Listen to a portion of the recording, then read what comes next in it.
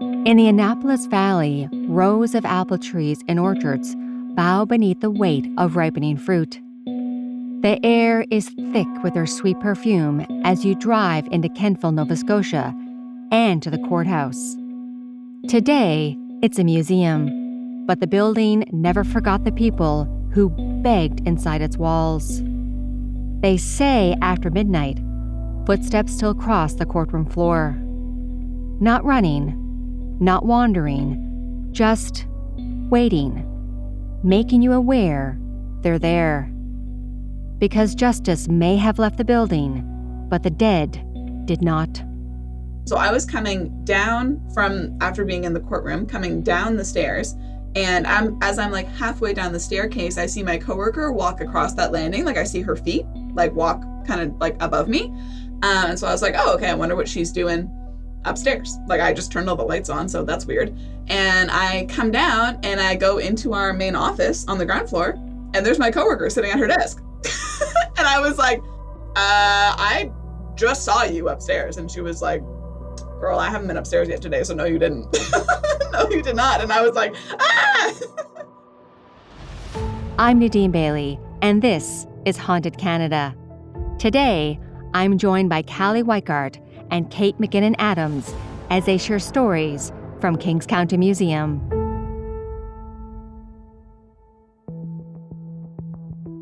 About an hour's drive northwest of Halifax, in the heart of Nova Scotia's Annapolis Valley, you'll find the town of Kentville. Long before settlers arrived, this land was home to the Mi'kmaq, who used the Cornwallis River as a crossing for centuries. French-Acadian settlers followed in the early 1600s and farmed the area's rich, fertile ground until their expulsion in 1755. Then the land was settled by New England planters, followed by the United Empire Loyalists. The area was originally known as Horton's Corner before it was renamed Kentville in 1826 to honor the Duke of Kent. He was the father of Queen Victoria and had stayed in the area during a hunting trip in 1794. By the mid-1800s, Kentville was a growing agricultural hub, driven largely by apple harvests and the expansion of train services, when the Toronto-Dominion Railway established its headquarters here in 1868. That turned the town into a major commercial center for the valley.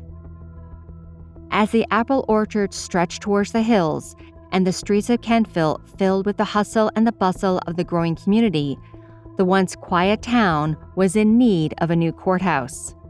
The first one had been a modest wooden structure built in 1850, but it was too small and falling apart.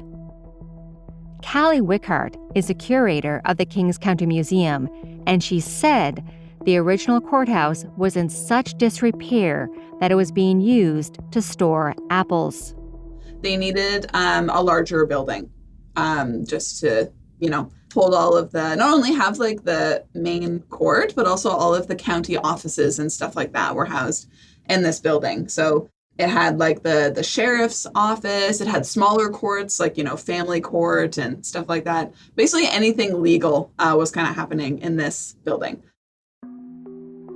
The new courthouse would sit at the edge of town, at the corner of Bridge Street and Webster Court, and would be designed by architect Leslie R. Fairn.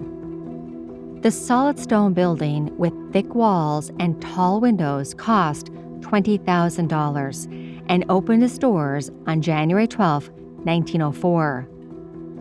But long before anyone stepped inside, they could feel its weight, because at the time, justice was meant to be seen, felt, and feared. Stone to intimidate, height to humble, narrow corridors to remind you that once you entered, the building controlled your fate. People came here on the most important day of their lives. Some hoped for mercy, some expected punishment. All of them were afraid. and fear has a way of soaking into the courtrooms, sheriff's offices, and holding cells. The first major trial occurred in June 1904. William Robinson stood accused of murdering his wife, Teresa Macaulay Robinson, a respected farmer and local writer. Teresa was born October 29, 1848, in what is now known as Donlands Brook. Her mother, Margaret, had first been married to Charles Ogilvie, who built the house on the Fundy shore where Teresa was born. Following his death, Margaret married Charles Balser, and Teresa became the second of 3 daughters from that marriage. Margaret made sure that her daughters learned reading, writing, and the necessary skills to be self-sufficient, which served Teresa well when she married William Grant Macaulay. Soon after the wedding, the couple moved to a farm a short distance away on the Lightfoot Road. The couple successfully raised a family of 8 children, and for 34 years developed their 200-acre farm into a flourishing business. All the while, Teresa wrote a column for the Berwick Register, where she shared community news. Her husband died in 1900 after suffering for several years, and soon Teresa grew lonely. That's when the successful farmer and businesswoman met William Robinson. The couple fell in love and married in December 1902, but her family wasn't happy with the union because they considered him an opportunist and untrustworthy. They would be right. After a turbulent year and a half of marriage, Teresa was murdered on May 24, 1904, and her farm set afire. Kaleigh said William Robinson stood trial at the Kings County Courthouse for this crime. And it was actually the courthouse's very first trial, believe it or not. And it was both the court's very first trial, and it was the last time someone was ever sentenced to death by hanging in Kings County. That was like the opening trial. So it was for the murder of a young woman named Teresa Robinson, who was unfortunately murdered by her husband back at the beginning of the 20th century. And so her murder trial took place in that courtroom upstairs. It was just across the street from where we are, is where the jail was, and that's where the gallows were. There's a bit of unruly spectacle, as I understand from reading, historical newspapers, and that things got a little bit out of hand. The most infamous thing, at the end, when he was sentenced, he said, he's quoted as saying, see you at the necktie party, or boys, or something like that. It was really quite macabre and unpleasant.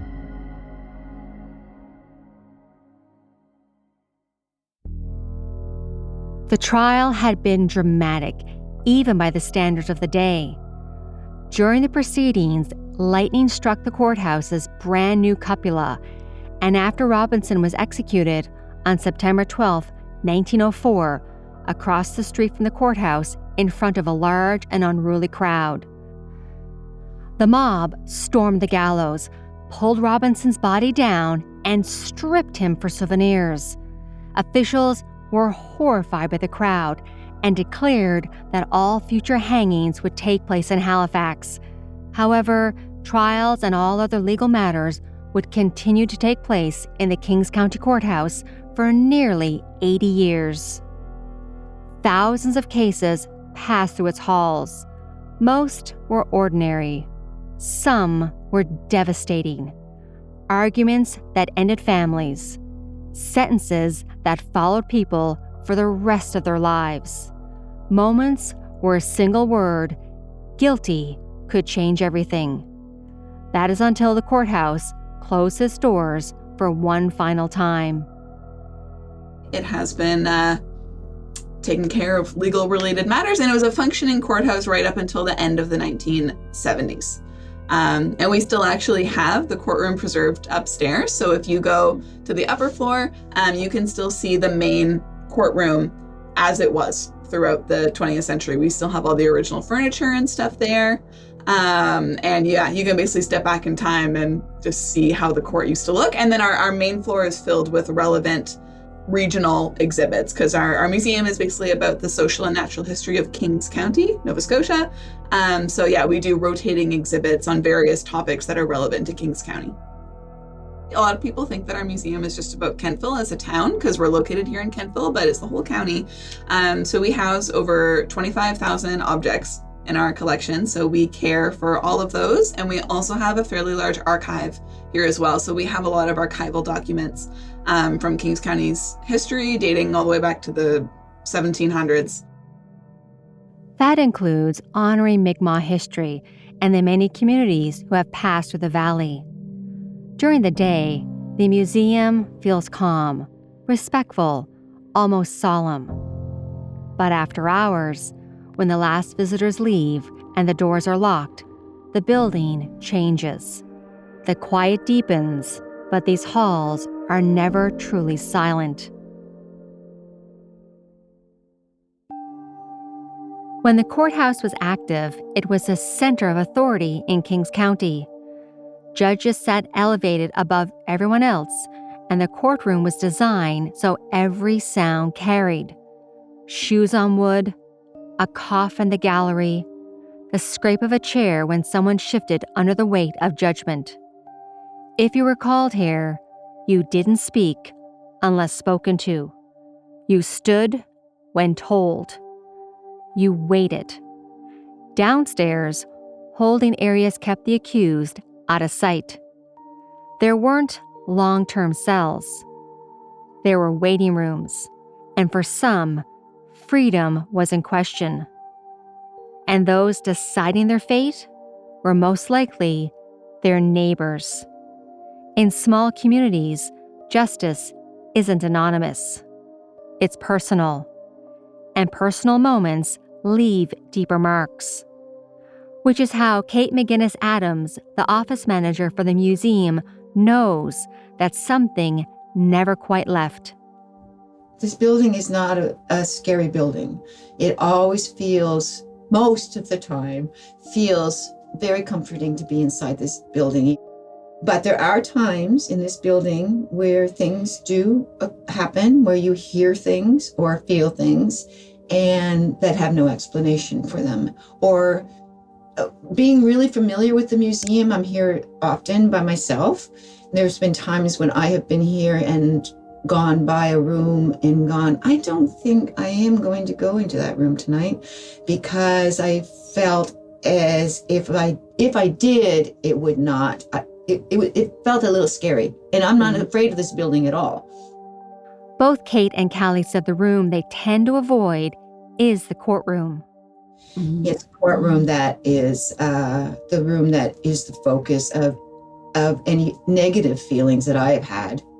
Which makes sense, because if you think about it, that's such an emotionally charged space, and there would have been probably a lot of negative energy in that space throughout history. Obviously, not everyone is going to get the result they want in a trial, and some people are going to have some really devastating times in that room. So it makes sense to me that that energy would linger in that space specifically.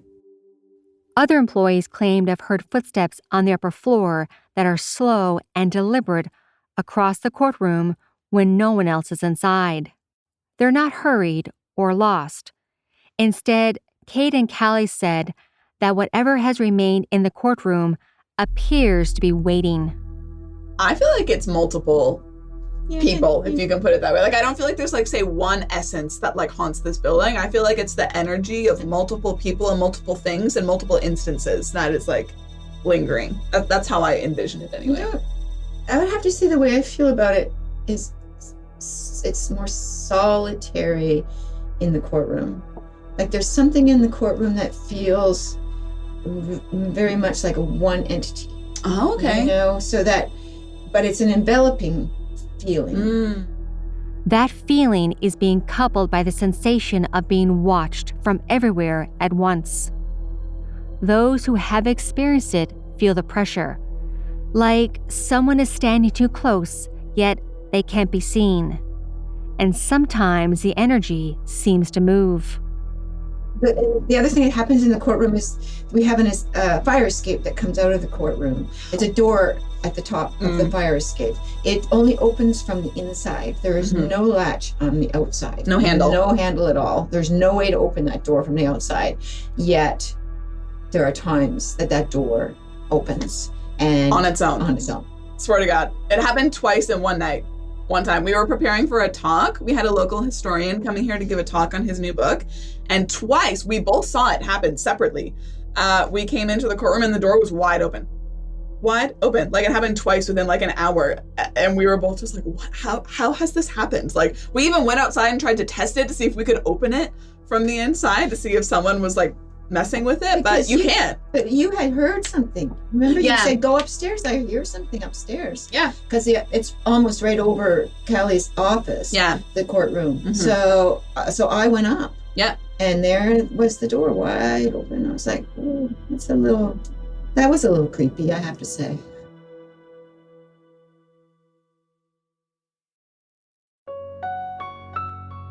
Museum volunteers have also reported sudden cold, even in the summer.